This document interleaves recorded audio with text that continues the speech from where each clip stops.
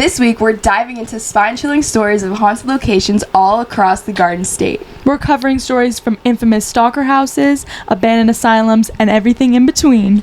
This hits close to home because we are lifelong Jersey girls. By the way, I'm Janina. I'm Julia. And I'm Haley. Welcome to the Neighbors Pod.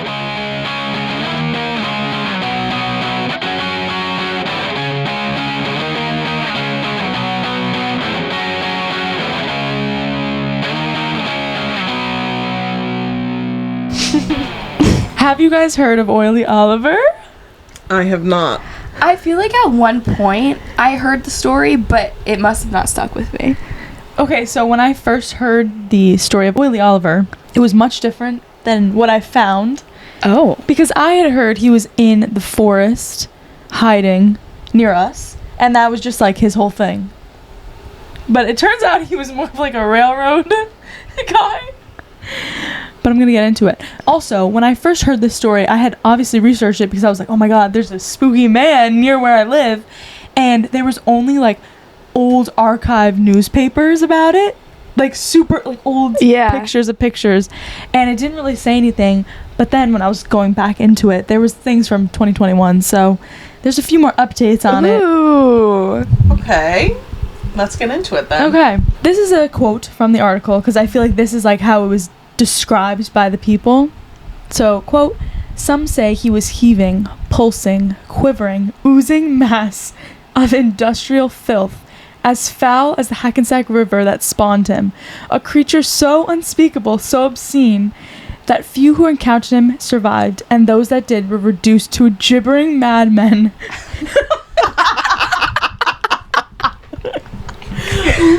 Gibbering. The people said this. It gets worse. Their minds useless. I'm so sorry. Their lips only able to murmur over and over the terrible name Oily Oliver, Oily Oliver, Oily Oliver. Now let me preface this by saying that no one actually died, so I don't know why they said that. Drama. So dramatic. There's no reported deaths around Oily Oliver, but there is still lore. So the first account of this was in 1917, and it was by a man, I think his name was Edgar. He had a weird name. He was with a group of friends, and funny enough, it was voter registration time of the year, and they decided to celebrate by going canoeing in the Hackensack River, as one does. Okay. As we should, let's do it. Okay.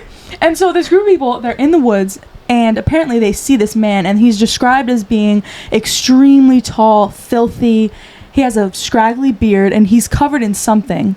And he must have, like, ran through the distance, and they decided to back up because they're like, who the hell is this? And apparently he jumped into a barrel of what we know as oil, and it was, like, up to his neck. So he's in the oil, and they were like, okay, let's get the heck out of here. So this is the first thing in 1917 that happened. 1962, there was records released that there were supposedly several reports during that time period of this sighting of Oily Oliver, but apparently the police had tried to investigate it and chase after this man, but they couldn't find him. And so they were saying that at that point in time, near the railroad tracks that run through these towns in North Jersey by the river, they had barrels of oil to help lubricate the train parts. Mm-hmm. So that's why they had these things of oil. And that the police were chasing after the oily footsteps in the ground, but that every time they reached it, he was like jumping into a barrel and they couldn't get him. Like he was just like he was just jumping from barrel to barrel. Yeah. And there was some speculation that he could have possibly been a homeless man or a war criminal. Like there was like so many different people were trying to find an explanation for a grown man jumping into of, like, oil. who this was and why he was over there, because they're saying, oh, maybe he jumped off the train tracks. Like no one understood what it was. And apparently at this point in time there was like somebody who lived in the woods and who kept getting in trouble for like being naked in the woods. So this is like, there's a lot of conversation around it, all right? And this is crazy. This is how media portrays women. Another woman reported that he used the clothes on her drying line to wipe himself clean while she was hosting a party, but the media labeled her as excitable and lonely, so it wasn't taken serious. What?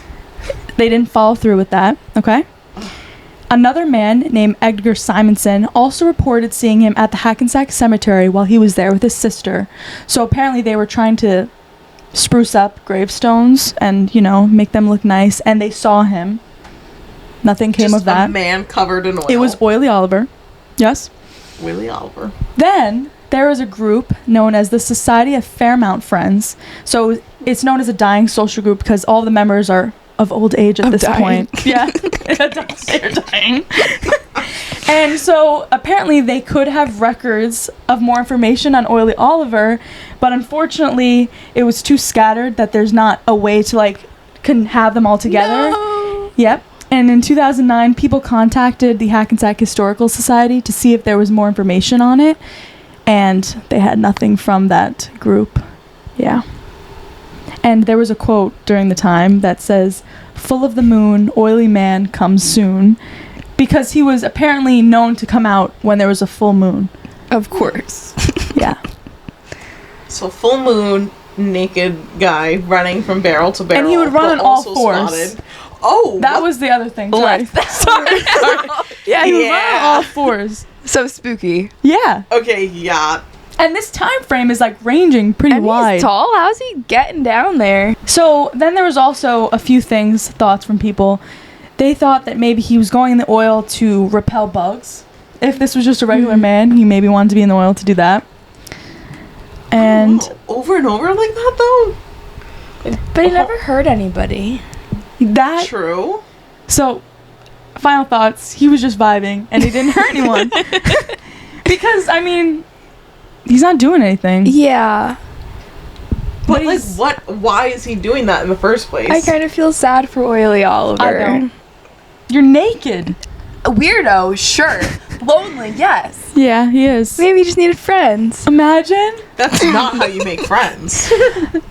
running at you. It's 1917. Running at someone on all fours while you're covered in oil during a full moon. Yeah. That's how you think you're gonna make friends? What kind of ritual are you doing? Also weird that he's creeping around cemeteries. Fair. Yes. In people's yards, Yeah. trespassing. It is crazy how the time span, and that's 40 years, and Yeah. people still had stories. Yeah. It's it can't even be the same guy at that point. Or it was a young Yeah. guy and it's him older. But how much time could he be spent? What is he doing in the winter? Oily Oliver Jr. Do you think that this was truly made up, all of it, or that there was somebody out there? I believe it's solely for the woman that said he used her clothing line. Yeah. Why would she lie about that? While she has a party over. Mm-hmm. Yeah. I believe it. People are weird. I believe it. Back in the day, What was there to do in 1917? Yeah. Okay, maybe not that, but to spook people a little bit here and there, get the town talking. it's weird that the cops didn't get him. Yeah. But also he wasn't really, yeah, he was naked. But he wasn't doing anything bad. They could have got him. Did they even have guns back in the day? I think so. Yeah. They definitely could have set up a trap. Okay, If you know that he's going at each, between the oil bearings, just scope them out and catch him. I wonder if he has a family. Well, that's my question. Where did the name Oliver come from? Yeah, how do they know? They don't say that anyway. Well, they probably just had what rhymes with oil. Yeah. Yeah. Oh, he's you guys don't even know my name. I'm so misunderstood. What if that made it even better? He was just living a double life. Yeah, no, he could easily be a weirdo. But then it's such a sad life. And Yeah. how did he die? If this man is real, where's his legacy? He didn't claim that. He did not. So sad. Wow. So What if it was somebody we know's grandparent? I know that's the thing. It could be. One of us could be related to Oily Oliver. If you're in New Jersey, you could be related. Do you have a grandpa named Oliver? Did he frequent oil jugs? Yeah. In the North Jersey area, Yeah. let us know. Comment down And below. also, I'm curious if anyone else knows about this. Yeah. There is numerous articles on it, so there's got to be some people that know about it. If you know more about this, please Yeah. comment. Please write in. Literally, contact us however you want. What if it's like somebody's spooky bedtime story from their childhood? It's just like, oh, I didn't think anyone else knew about it. No, but there's like police reportings. Yeah. It can't be just a bedtime story. It is spooky though, because like a guy could be covered in oil, so he's dark in nighttime. Mm-hmm. All you see is the moonlight reflection of like his eyes and mouth. Yeah. Oh my god, That's and he's crawling on spooky. all floors. Yeah, that's absolutely not. rightfully scary. When you paint it like that, especially like it's about to get dark and you're in a cemetery, hell Yeah. no. And he's not speaking. Yeah. I'm getting the fuck out of there. Wow. They should make a movie about Oily Oliver. Yeah, right? I would watch it. What celebrity would we cast as Oliver? Cole Sprouse. Why would he kill it too? He'd be so good. Have you seen Riverdale? Hell yeah, he'd be so good at that. Lisa Frankenstein, killing it. Dare I forget this crucial piece of information? We do have an update to the story. This man here, We'll throw a pic on the screen. his name is Samuel Snyder. He has 2.5-inch long fingernails and apparently was arrested in 1921 for allegedly being Oily Oliver. And he was found in the woods of Paramus. This is crazy. He looks terrifying. He lived in the woods, snatching food now and again from the porches of people's homes. It's kind of cut off. This is an old newspaper. And he was sent to the state asylum. Wow. This is crazy, guys. This, I feel like that was definitely the guy then. Probably. Yeah. if this image doesn't, we'll have Yeah. to throw this image up. It's unsettling to say the least. I mean, his Yeah. nails are crazy. Even Who's the way his nail he's tech? even the way he's just looking at the camera Yeah. getting photographed is off-putting. Ruthless. Like I couldn't imagine him covered in oil at night running at me on all fours. Naked. It's a hell no from No. me. No. I'm out. I'm screaming like I'm getting murdered in a horror movie and I'm out. Speaking of asylum, we're going to talk about the Brighton Asylum, Okay. which the Brighton Asylum was a real facility in Passaic, New Jersey.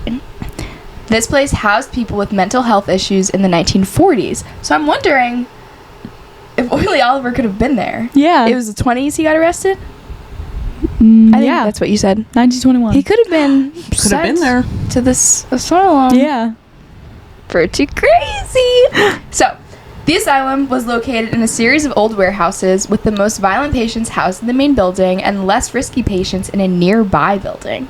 The asylum closed in 1952 after years of intolerable living conditions, medical experiments, patient and staff disappearances. Patient and staff? Yeah. Hey, yo. The state opened an investigation into the facility, but the results are no longer available. Okay, let's get into the legend of the Brighton Asylum, if we will. Yes, please. Because what the hell is going on? Okay, a little bit of recap. Brighton's industrial complex, a series of old and decrepit warehouses, was used for housing mentally unstable and psychologically damaged individuals back in the 1940s. Many of these patients were quite violent and often needed to be isolated for staff and patient protection. The most violent patients were housed in the main central building, most commonly referred to as Brighton Asylum. Minimal risk patients were housed in Building B, located adjacent to Brighton Asylum and not accessible to the public. A beneath-the-ground service tunnel spans the full length of the complex, which allowed staff to travel from outside to any building within the complex without having to pass through the high-risk and centrally located Brighton Asylum unless needed. The tunnel was also used for medical deliveries to other buildings and to keep prying eyes of the public away from seeing what was going on inside the asylum. I have chills. So they didn't see anyone outside ever. No. Because the employees would just go through the underground tunnels. Correct. To go building to building. Uh-huh. And the patients just stayed within their building, I'm sure. Talk about shady. Yeah. Yeah. The tunnel is accessible via Brighton's own private subway system. What? Wait. What? Repeat that again.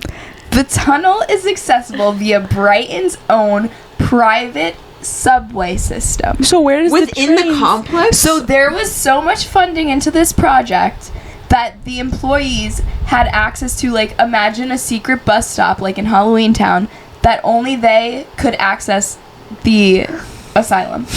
So it'd be like if the hospital nearby, for example, had a secret subway underneath, and the employees had to go park and there. That's the only way to get in. That's the only way to get into the work, because they had to go through there to then go into the secret tunnel to then go into the building from the secret.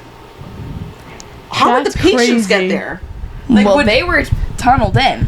They were tunneled in too? Yeah. Like, no one's just driving up to this asylum. Yeah, like, I'm curious if somebody was taken from their home in an ambulance, let's say. How are they getting in? No, these were people that are already, like, in the prison system. And then they tested for, like, mental illness or whatever. Okay. Got it. Like, picture American Horror Story Asylum. Yeah. That's what we're working with. That's literally what I'm picturing. Yeah. The more I'm hearing about it. I'm like, Yeah. I'm literally going to go home and Google, like, did Brighton Asylum inspire Asylum American Horror Story? So, imagine how needing to have a private entrance to your refuge. It's supposed to be a place to help people, and there's this many checks and balances to even enter.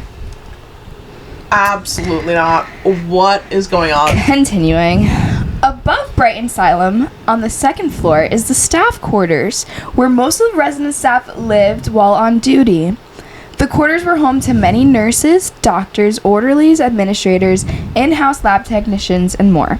There were rumors of bizarre gatherings, parties, and even experiments taking place in these Victorian-style quarters, sitting quietly above the more heavily populated Brighton Asylum.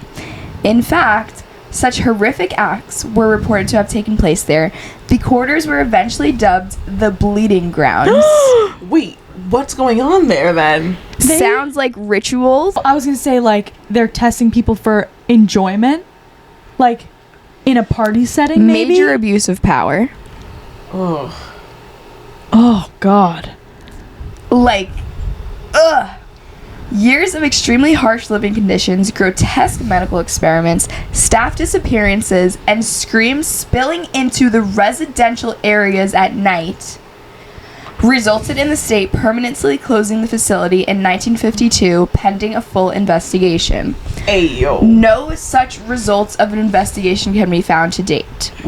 After 59 years of sitting unexposed, decaying, and cut off from the public, Brighton Asylum reopened in 2011 as a haunted attraction. Its creaky doors were open once again, and ever since, thousands of people have been exploring the hallways and rooms where hundreds of patients lost their minds. The many unthinkable events that took place between the mid-1940s and 1952 are still waiting to be fully uncovered. Now, back in the 40s, Passaic, New Jersey is very rural, I would say. There's lots of space between the homes. It's not like what you think of now of like a city in Jersey. Yeah. So the fact that these neighborhoods, and you know they built this asylum far away because they already had these evil plans of what's going on in these asylum, and those screams spilled into neighborhood homes. Ugh. Yeah. As soon as you said that, that's what went through my mind. I was like, how? Like, these people are actually screaming for their life then for it to be heard from that far away. Yeah. It's gotta be probably the barest of bare minimums, what, a mile or two? Yeah, bare minimum. And still, That's crazy. a mile. And you're hearing that. Yeah. Like, ooh. I still can't get over the underground I know. I can't. trail. I'm I know. imagining, like, a tiled hallway dripping, like, stuff like... Yeah. Well, so if you go visit the asylum, you enter through the tunnel. Oh. But, like, reading about the history of this place, I don't think I could step foot there. I kind of want to. That's such a dark energy. It is a dark energy. And it's crazy, like, not to mention that all of it's been covered up because, what do you know? Hospital, all that suspicious things. And then for them to turn it into something else to make money. Uh-huh. Yeah, they still haven't even, like, released what fully happened, but No. you can make it a tourist. Yeah. How do you have a full open investigation and so many reports talking about it and there's nothing to be found? It's crazy when, like, public libraries can lock files for, what, 100 years? How is that possible? I don't know. Because there's Because somewhere. someone has the money. Yeah. It is bizarre to me. Like, I want to know. I was trying to search for so much information about this place, like who funded it, who started it. I couldn't find it. Maybe it's out there, but like they're probably hiding the name, honestly. Yeah. And you think like there's generational wealth, like somebody involved there. Someone is definitely still benefiting. Yeah. If nothing, they own the land, and it's already an attraction that has to pay them rent every month. True. That is sick. Sick and twisted. I wonder where they put the bodies. I know. They probably just buried them there. Yeah. But no one was ever seen outside, it sounds like. If they're just using the tunnels left and right. Yeah, you're right. Oh. No. An underground morgue. Or like a crematorium on site. Yeah, probably. Just burn the evidence. Honestly, as effed as that is, that's honestly probably what happened. Yeah. Then you have no proof of it. You have no body to inspect for an autopsy to prove what you actually did or didn't do to them. These poor people. And they just kind of...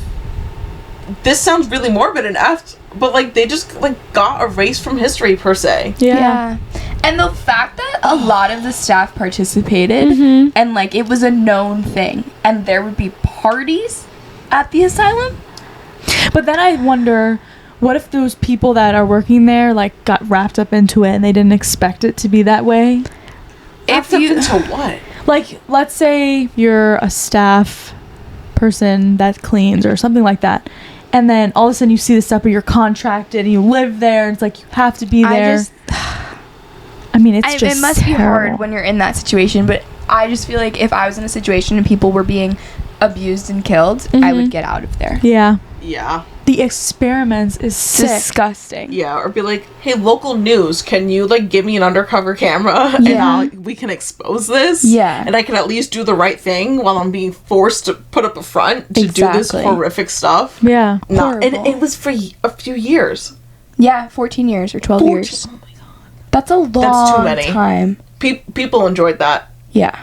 Sick people enjoyed that. Yeah. There was sick people in there, and honestly, like, who knows if it was the patients at that point. Let's be real. I'm sure some of them actually like needed mental help, but this was other ones could just be like poor people that got effed over by the system, or someone that got wrongly convicted of something and they're saying they didn't do it and they're like, oh, you're crazy. Yeah. And then they get it's so sick. I don't really think I could go there. I really don't. Field trip.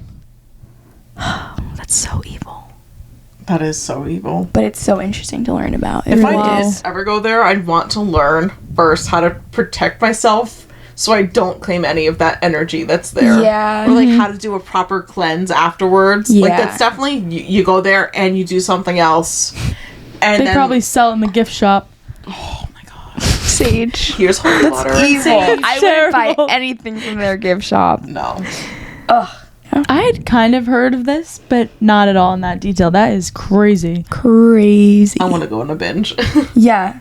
Oh my god. Yeah. Last but not least, for all of my Netflix folks out there, I'm going to be recapping the Watcher series because it is inspired by the real life story / events that happened in Westfield, New Jersey. So let's just get right into it. Derek and Maria brought us just closed on their house, and it's 756 Boulevard, like I said, in Westfield, New Jersey. It is a stunning house. Like, we'll throw up a picture on screen right now, but oh my god, that house is so utterly beautiful. Like, wraparound porch, nice big front yard, pull-up driveway that can fit multiple cars, garage even, nice spacious backyard. The house inside, like, decorated so beautifully. Like, everything you could want in a house, the right? whole town of Westfield is beautiful, affluent. Oh, yeah. Every house is like that. Oh, yeah. I used to work there in the town right next door, and when I was showing up to work early, I would just drive around Westfield and be like, I'm going to have that house, or I'm going to have that house, or I'm going to have that house. Never came across this house and nor did I know about the story when I was working there. Oh, if I knew, I definitely would have went on a drive to that house and just saw it with my own eyes. But anyways, getting off track now. So after only being in the house for a few days, there is an anonymous letter left in the mailbox, and here's what it says. Dearest new neighbor at 756 Boulevard, allow me to welcome you to the neighborhood. 756 Boulevard has been the subject of my family for decades now, and as it approaches my 110th birthday, I have been put in charge of watching and waiting for its second coming. My grandfather watched the house in 1920, and my father watched it in 1960. It is now my time. Do you know the history of the house? Do you know what lies within the walls of 756 Boulevard? Why are you here? I will find out. The Watcher.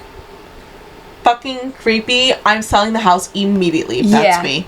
No. You know what? They just stay in the house because, first of all, if they lived in the city and they had just moved from the city, they wanted a house, they wanted a yard, they wanted that. They had just come from like a penthouse basically. So that's very different. But they still worked in the city and it's close enough to get you in and out within an hour. So they don't want to get at the house just because of one creepy letter. Yeah. I get it. So the dad, Derek, calls the police and he contacts the couple that sold them the house originally. The house sellers also admit at this time to receiving a letter from the Watcher before they even sold the house. They didn't disclose that to them before they bought the house, and I'm 90% sure the realtor didn't know when they were selling the house either, because they're calling the realtor too, like, what the hell, we're getting a anonymous creepy letter. That is weird as hell. Didn't know anything about it. Okay, nothing comes of that because there's no real leads. But like, first of all, I'm so sorry, this is only 10 years ago that this happened. They can't do fingerprint analysis on the letter to see who's writing it, or like get any sort of DNA from the letter. You mean to someone tell me like they wore a hairnet and latex gloves and like typed it at a local computer or something? Like, what? Anyways, I digress. My little detective brain cannot. 2 weeks later, after that whole shebacle, another letter comes in the mailbox. This time the wife finds it though. So Maria finds the letter, and her husband didn't tell her about the first letter. So she's just like, what? What are these people doing? Literally. Because he didn't want to freak her out because she was so happy about the house. Like, he was trying to do something nice for his family, also not expecting to get another one in the mail. Like, he thought it was just a prank from the neighborhood kids. Bro, the house knew that the wife didn't know. So they sent us. Probably. Because they're watching you the whole time that you're living there. Everything that you're doing. So, she reads this letter and again freaks out. They call the police, they call the realtor, they call this, they ask neighbors around because going through the proper channels isn't getting them anywhere. So, hey neighbor, you've lived here for a long time. We're new in town. What do you know about this house? Who lived here before? Is there anyone that could be doing this? Crickets. Nothing. And mind you, their neighbors are old. Like, they're like elderly couple, like in their 70s. They definitely know something about that house. Yeah. So, again, nothing really happens. This just goes on and off for 6 months. What? Of getting anonymous letters sent to the house with no leads, no action.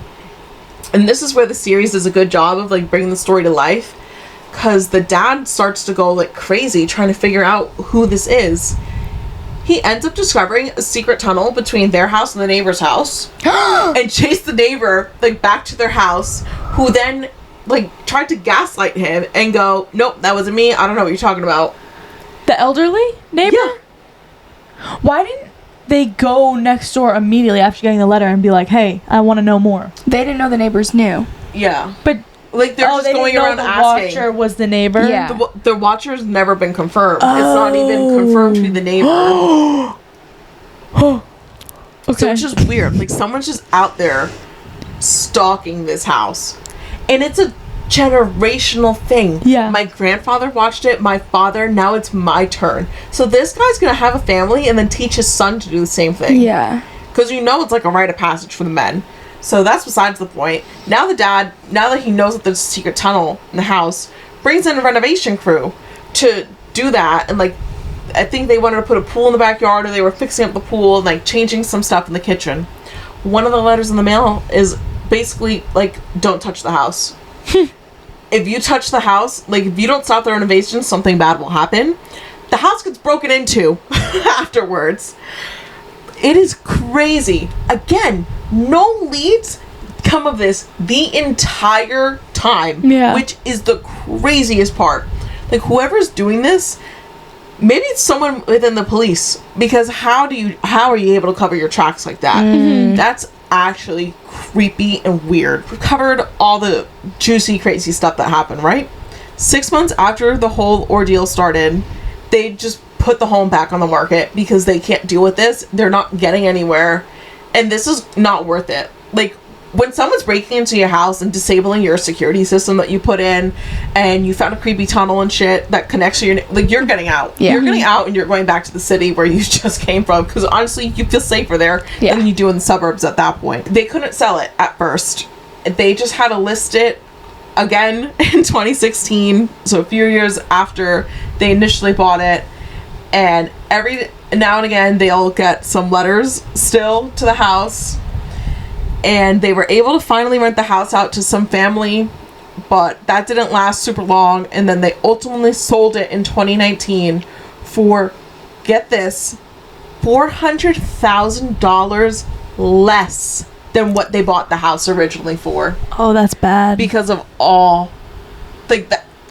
Because of what they were trying to do the right thing, right? Like, the people before them clearly didn't put up enough of a fight because there was not any public knowledge of this happening. So now that they've, like, done something about it, now the house is worth less. So they just had to eat basically $500,000 for the safety of their lives, and still no one knows who this person is. But do you think that they're gonna tell the next person? It's public knowledge now at this point. Like, Netflix made a whole series. Yeah, you're right. I think that house is cursed forever. Yeah. I wonder if, like, the town could just knock the house down. Yeah, that's what I'm saying. But then, what if the spirit is unleashed and it just goes into another house? But it's not a spirit, it's a watcher. Through the tunnel. Word. Do we find out anything about the neighbor and their motivations? Besides them being the designated watcher. Well, they're not even the watcher. The neighbor just gaslit them. It was like, no, that wasn't me. You're crazy. Get off my property. And just, like, closed wall after that. So we still know nothing? We still know nothing about the watcher. Nothing? We know nothing. Well, I guess the new owners would have a Ring camera. They had a Ring camera, too. And they disabled. There's nothing. They're covering their tracks. Whoever this watcher is, maybe it's even a group of people, they're covering their tracks. There's no one ever seen just standing around the house. There's no car on the street that's just idling or whatever. Like, how do they know everything about the house? Like, the parents, like, hooked up in their bedroom, and the watcher knew that. They were, like, they're always watching the house, and there's no one to be seen. Theory. What if it's, like, the government's version of Big Brother, and they're just, like, messing with this house for centuries? That's horrible. I don't know, man. I'm imagining that the house has cameras hidden all over it. I just can't believe it. Like, Maybe that's why they don't want renovations. Yeah. Could be. Yeah. But how did they get them there in the 60s? Creeps always have a way. You guys ever watch the movie 13 Cameras? No. Bro. Wait. Scary? I used to love that movie. It's like this guy that runs an Airbnb, and he has the secret closet in there that's, like, locked all the time. But everyone that, like, goes to Airbnb, like, he has secret cameras around the whole house. It's terrifying. Absolutely terrifying. It's this, like, creepy old man. Oh my god. I always fear that. I always fear that. Everywhere I go, I'm like, there's cameras watching me. Yeah. I was told, or I've seen online, like, the hack for that is, like, something with your phone and flash around the room. And if it reflects back at you. Oh, at, like, nighttime, you shine the light around the room? Yeah. I think I've seen and that. if something reflects back at you, then you know there's a camera. I've been in one that said, like, we have a camera just in the living space, like, just so you know. Yeah, at least disclaim it. But yeah, I think you have to. They have to, yeah. Oh my god. Impromptu theory about the watcher. They mentioned that, like, obviously this guy's doing it in modern time. Before him, it was his dad in, what was it? The 60s, and my grandfather watched the house in the 20s. So what about in, like, the late 1800s? Did that family that's now watching the house, were they the original owners? And did they get, like, kicked out or something? And that's why they're watching it for generations? There has to be some strong motive to pass that down between your family members. Also, like, if it's that strong, why didn't they buy it when it was up for market? Yeah. Up on the market. Maybe they don't want to buy it. Too poor. But Like, if how do they this have these means so resources? much to you, yeah, if they know how to bug a camera system, they want to leave, like, at least pile up some money and put it on a down payment. If you can't save for 100 years to buy this house. Yeah. But like, why? Like, who else?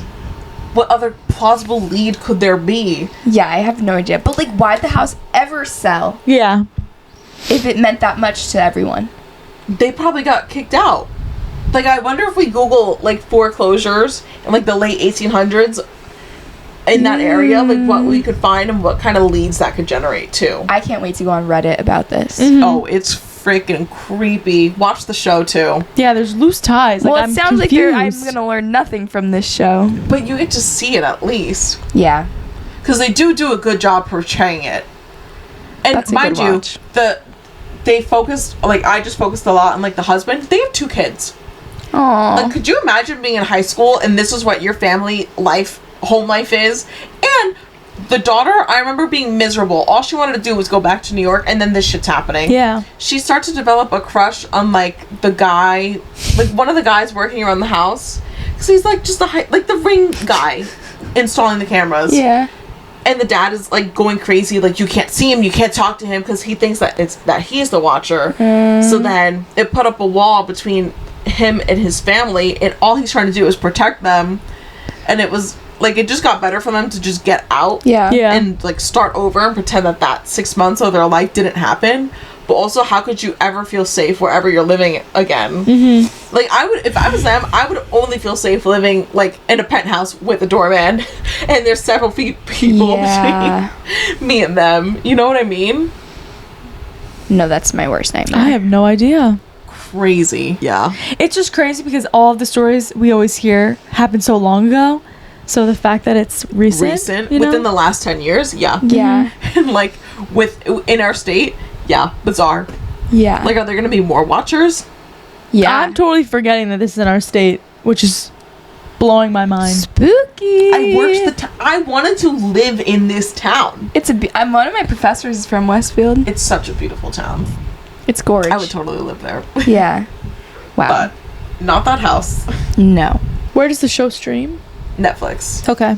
Also, they're better than me for even having the letters because if I got I would immediately shred it and it would be gone. No This way. didn't happen. Absolutely You not. wouldn't take a picture of it? I would have posted on I my don't- private story. But it's like, family, what is this? I would rather pretend it didn't happen. No.